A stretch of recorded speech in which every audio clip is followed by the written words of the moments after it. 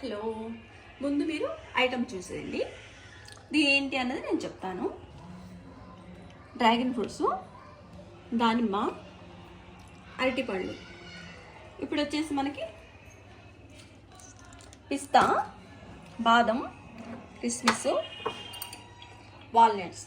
ఈ వాల్నట్స్ కాయలండి. నేను ఎక్కువ స్టోరేజ్ ఉంటాయని చెప్పేసి ఇట్లా కాయలు కూడా తెప్పించుకుంటాను.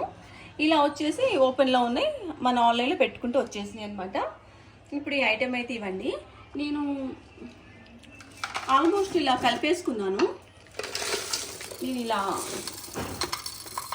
అన్నీ కలిపేసుకున్నాను. ఇప్పుడు ఏంటంటే ఇవి మనము రోజు ఇవి తినాలంటే మామూలుగా అసలు గుర్తుండకపోవచ్చు అండి, తినలేము కూడా.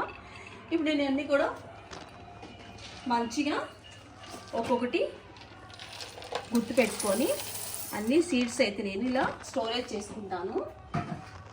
ఇలా స్టోరేజ్ చేసుకుని ఏం చేస్తామంటే ఇందులో అంజూరా కూడా ఉందండి. ఖర్జూర, అంజూరా, ఇవి ఎండి ద్రాక్ష అన్నీ ఉన్నాయి. ఇప్పుడు వీటితో మనం జ్యూస్ చేసుకోవచ్చండి. ఓన్లీ ఇలా తీసుకొని మిల్క్ యాడ్ చేసుకొని కూడా తాగొచ్చు.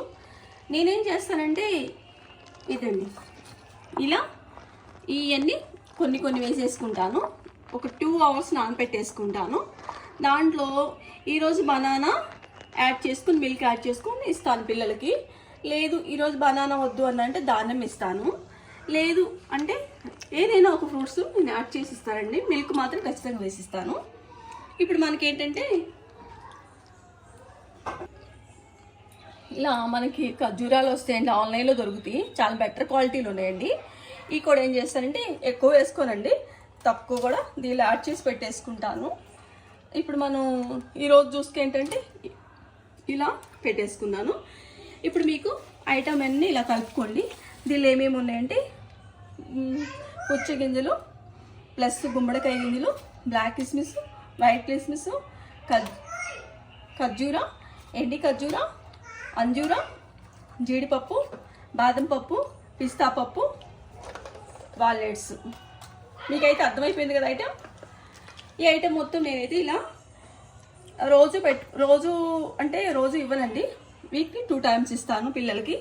ఇవైతే స్టోరేజ్ చేసుకుంటాను, కావాలన్నప్పుడు ఇలా ప్రిపేర్ చేసుకుంటాను. ఇందులో కొన్ని తీసుకొని ఆ రోజు వరకు చేస్తాను.